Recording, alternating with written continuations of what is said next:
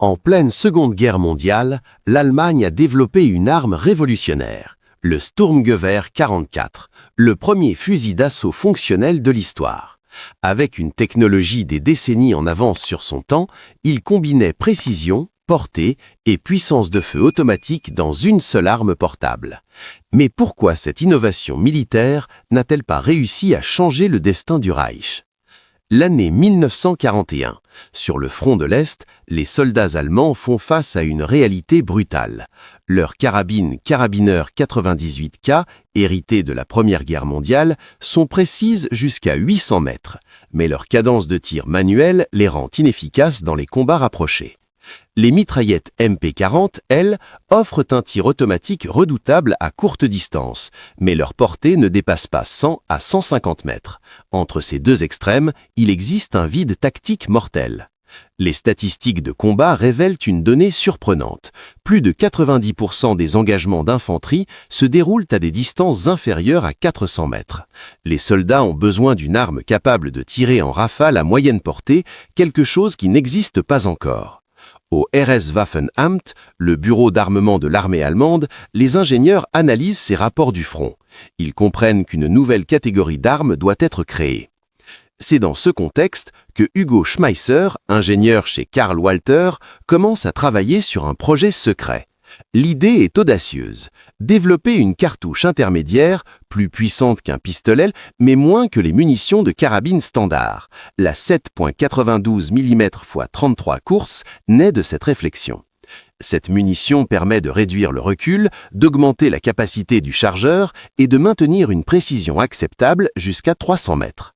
Entre 1940 et 1942, deux prototypes émergent en compétition.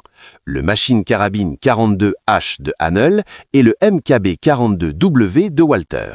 Les deux armes utilisent la nouvelle cartouche intermédiaire et offrent un mode de tir sélectif, permettant aux soldats de choisir entre tir coup par coup et tir automatique. Les essais sur le terrain commencent discrètement fin 1942, dans les conditions glaciales de Russie.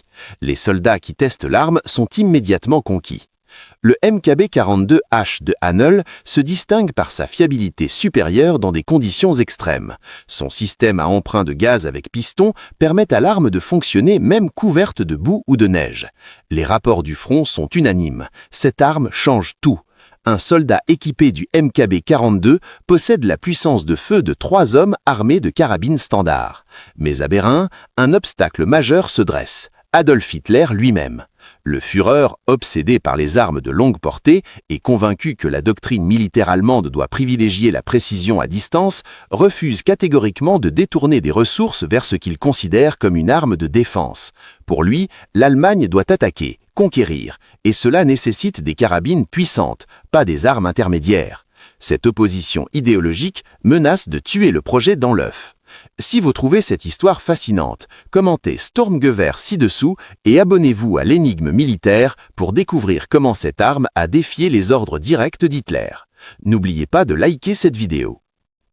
Face au refus catégorique d'Hitler, les ingénieurs et les généraux favorables au projet élaborent une stratégie de contournement audacieuse. Si le Führer s'oppose à une nouvelle carabine, pourquoi ne pas présenter l'arme comme une simple amélioration d'une mitraillette existante ? En 1943, le Machine Carabine 43 est subtilement renommé Machine Pistol 43 ou MP43. Le changement de nomenclature est stratégique. Machine Pistol suggère qu'il s'agit d'une évolution de la MP40, une arme déjà approuvée. Cette manipulation bureaucratique permet de contourner l'interdiction d'Hitler sans le défier ouvertement. Le général Heinz Guderian, commandant des troupes blindées, et Albert Speer, ministre de l'Armement, soutiennent discrètement le projet. Ils autorisent la production de séries limitées destinées à des tests de terrain. En réalité, ces tests consistent à équiper des unités entières sur le front de l'Est où le besoin d'une telle arme est le plus criant. Au printemps 1943, plusieurs bataillons de la Wehrmacht reçoivent le MKB-42. Les résultats sont spectaculaires.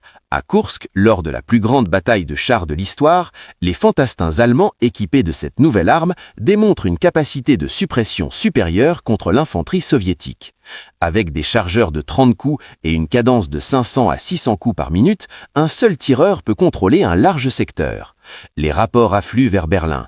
Des commandants de compagnie décrivent comment le MKB-42 permet à leurs hommes de repousser des assauts numériquement supérieurs.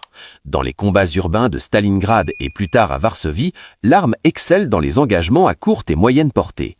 Sa longueur totale de 940 mm, avec crosse déployée, la rend plus maniable que le long Kar 98K dans les espaces confinés. Le canon de 419 mm offre une vélocité de balle de 695 mètres par seconde, suffisante pour percer les équipements soviétiques standards. Mais maintenir cette supercie n'est pas sans risque.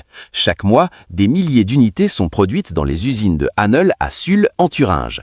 La consommation de ressources, notamment d'acier spécialisé et de machines-outils, attire progressivement l'attention. Des officiers loyaux à Hitler commencent à poser des questions sur ce mystérieux MP-43 qui ne ressemble à ni rang à une mitraillette traditionnelle. En mars 1944, Hitler découvre la supercie. Furieux d'avoir été trompé, il ordonne l'arrêt immédiat de la production. Pendant plusieurs semaines, les usines cessent de fabriquer l'arme. C'est un moment critique. Sur le front, les soldats qui ont goûté à la supériorité tactique du MKB-42 envoient des pétitions réclamant le retour de leur arme. Les généraux pressionnent.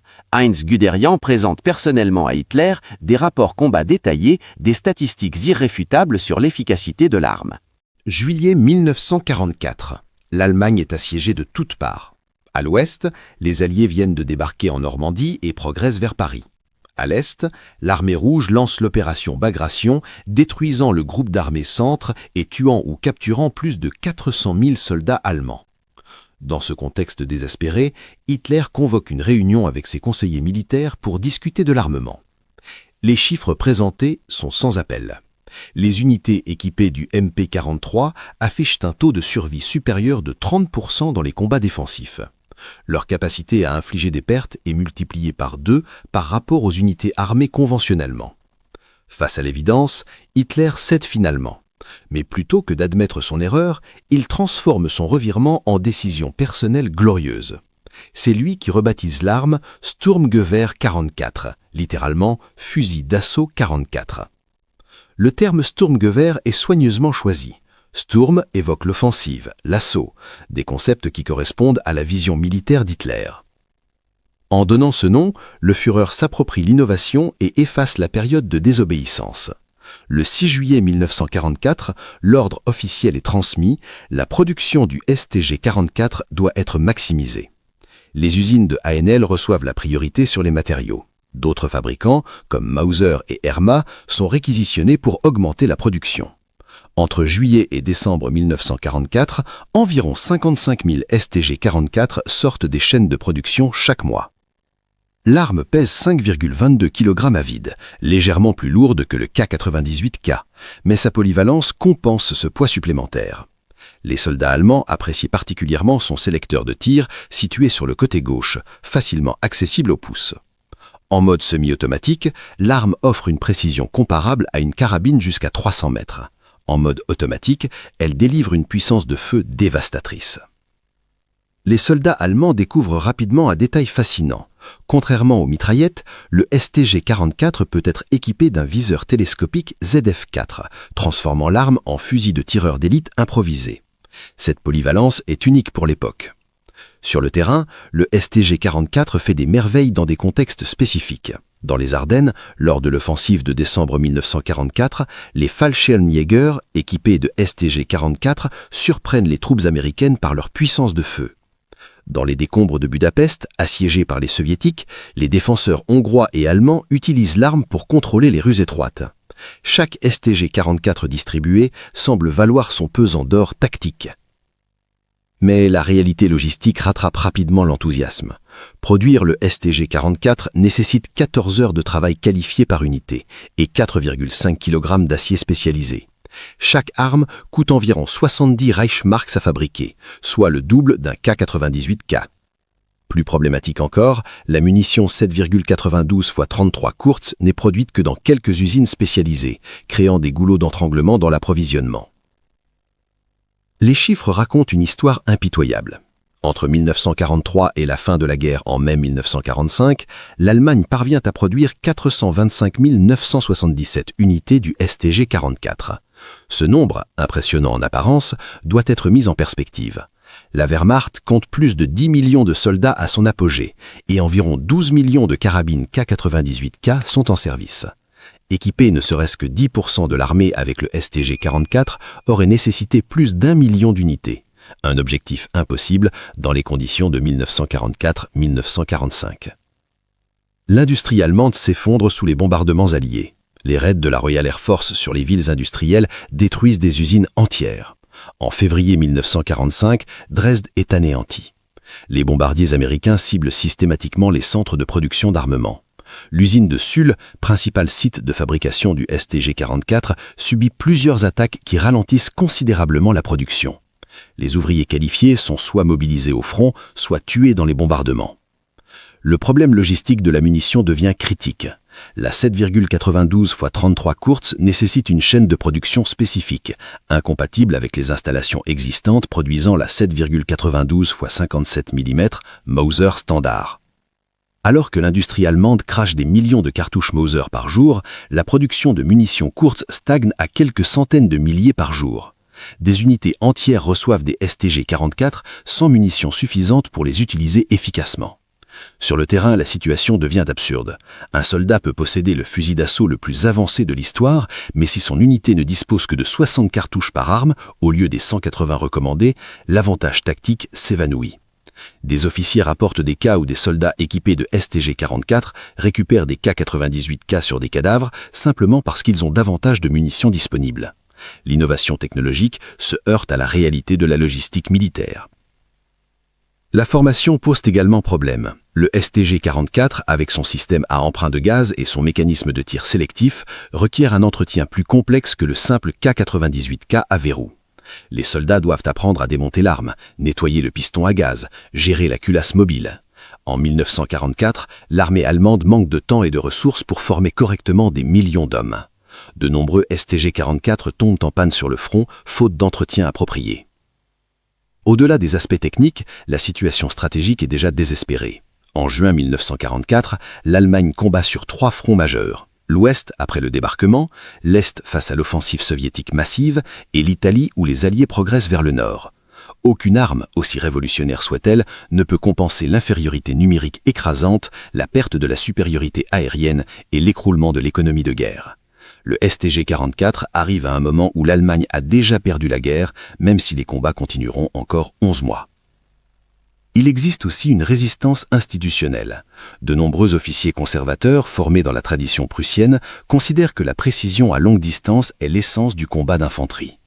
Pour eux, le STG-44 encourage le gaspillage de munitions et le tir inapproprié. Cette mentalité ralentit la distribution de l'arme aux unités de première ligne. Des bataillons reçoivent des STG-44, mais les commandants préfèrent garder leurs hommes équipés de K98K par pur conservatisme. Le 2 mai 1945, Berlin tombe. L'Allemagne capitule une semaine plus tard.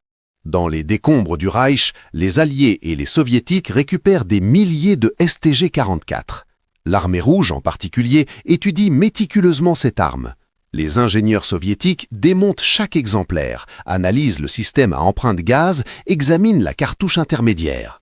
Ces études ne sont pas anodines, elles influenceront directement le développement du fusil d'assaut le plus produit de l'histoire. En 1947, Mikhail Kalachnikov présente son AK-47, l'automate Kalachnikova. Bien que différent dans sa conception interne, l'AK-47 partage la philosophie fondamentale du STG-44, une cartouche intermédiaire, le 7.62-39 mm, un tir sélectif et une conception robuste adaptée au combat moderne. Kalachnikov lui-même reconnaîtra plus tard avoir examiné des STG-44 capturés. Le concept de fusil d'assaut, inventé par les Allemands, devient ainsi la norme pour l'armement d'infanterie du XXe siècle. Les États-Unis, initialement sceptiques, finissent par adopter la même logique. Le M16, développé dans les années 60, utilise également une cartouche intermédiaire, le 5.56 45 mm NATO. Aujourd'hui, pratiquement toutes les armées du monde équipent leur infanterie de fusils d'assaut dérivés directement du concept pionnier du STG-44. Des estimations suggèrent que plus de 100 millions de fusils d'assaut de type AK ont été produits depuis 1947, tous héritiers conceptuels du Sturmgewehr allemand. Mais qu'est-il advenu des STG-44 originaux après la guerre? La République démocratique allemande, Allemagne de l'Est, conserve des stocks et continue à utiliser l'arme jusqu'aux années 60 pour équiper certaines unités. La Yougoslavie reçoit plusieurs milliers d'exemplaires et les utilise durant les conflits balkaniques. De manière surprenante, des STG-44 réapparaissent en Syrie dans les années 2010, utilisés par diverses factions durant la guerre civile, témoignant de la robustesse de cette conception vieille de 70 ans. Pour les collectionneurs et historiens militaires, le STG-44 reste un objet de fascination. Un exemplaire en bon état peut atteindre 30 000 à 50 000 $ aux enchères. Les musées militaires du monde entier exposent fièrement cette arme comme le chaînon manquant entre les carabines de la Première Guerre mondiale et les fusils d'assaut modernes. C'est le symbole d'une innovation technologique qui a survécu à l'effondrement du régime qui l'a créé. L'ironie historique est frappante. Le STG-44 n'a pas sauvé le Troisième Reich, mais il a révolutionné l'armement mondial pour les 80 années suivantes. Cette arme démontre une vérité fondamentale sur la guerre moderne. La technologie seule ne gagne pas les conflits. La stratégie, la logistique, les ressources économiques et finalement la volonté politique déterminent l'issue des guerres.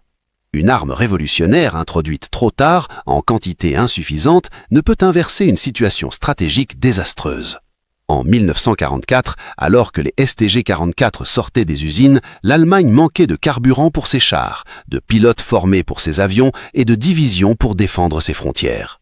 Le fusil d'assaut le plus avancé du monde ne pouvait compenser l'épuisement total d'un pays ravagé par 5 années de guerre totale. C'est cette leçon que le STG-44 enseigne. L'innovation doit arriver au bon moment, dans le bon contexte, avec les ressources nécessaires pour être déployée efficacement. Maintenant que vous connaissez l'histoire fascinante du STG-44, quelle est votre opinion sur cette arme révolutionnaire?